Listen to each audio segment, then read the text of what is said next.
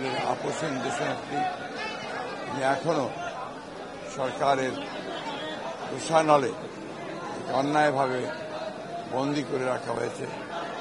মুমূর্ষ অবস্থায় তিনি চিকিৎসা নিচ্ছেন, কখনো বাসায় কখনো হাসপাতালে।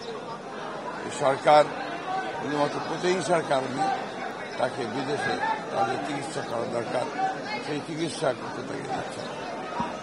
আমরা এসেছি আমাদের নেতা, যিনি এখন আমাদের চলমান গণতান্ত্রিক আন্দোলনকে নেতৃত্ব দিচ্ছেন, দলকে সুসংগঠিত করেছেন ভারপ্রাপ্ত চেয়ারম্যান জনাব তারেক রহমানের পক্ষ থেকে।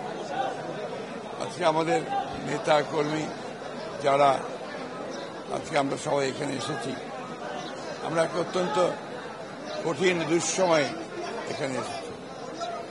আমাদের দল শুধু নয়, সারা বাংলাদেশে বিরোধী দলের অসংখ্য নেতাকর্মী এখনো কারাগারে।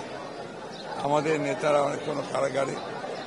জানেন যে এই ভয়াবহ দানবীয় সরকার ক্ষমতায় আসার পর থেকে আমাদের অসংখ্য নেতাকর্মীকে তারা গুম করেছে, হত্যা করেছে, নির্যাতন করেছে, কারাগারে নিচ্ছে।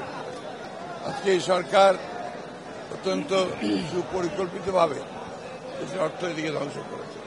এখানে বিশদ বলার কিছু নেই, এইটুকু কথা বলতে চাই। এইভাবে দেশের অর্থনীতিকে ধ্বংস করে রাজনৈতিক একেবারে দেউলিয়াপনাত্মর কারণে আওয়ামী লীগ আজকে একটা দেউলিয়া রাজনৈতিক দলে পরিণত হয়েছে। আসলে আওয়ামী লীগ তো এখন আর আওয়ামী লীগ নেই। আওয়ামী লীগ এখন সম্পূর্ণভাবে রাষ্ট্রযন্ত্রের উপর নির্ভরশীল একটি যন্ত্রে পরিণত হয়েছে। আমরা তাই বিশ্বাস করছি, আন্দোলন করছি, সম্মান করছি যে আমরা এই দেশে জনগণের অধিকার প্রতিষ্ঠা করব, ভোটের অধিকার প্রতিষ্ঠা করব, গণতন্ত্রের প্রতিষ্ঠা করব। এই সরকার তো এসেছে একটা মাত্র অ্যাসাইনমেন্ট নয়। সে অ্যাসাইনমেন্টটা হচ্ছে বাংলাদেশকে পরনির্ভরশীল করে দেওয়া। এবং প্রথমেই তারা সেটা বিডিআরের যে পিলখানার ঘটনা, সেখান থেকেই তারা সেটা প্রমাণ করে।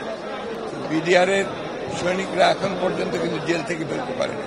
প্রায় 400-700 আপনার বিডিআরের সৈনিক 16 বছর ধরে বিচারের অপেক্ষায় ধীরে ধীরে মৃত্যুর দিকে এগিয়ে যাচ্ছে।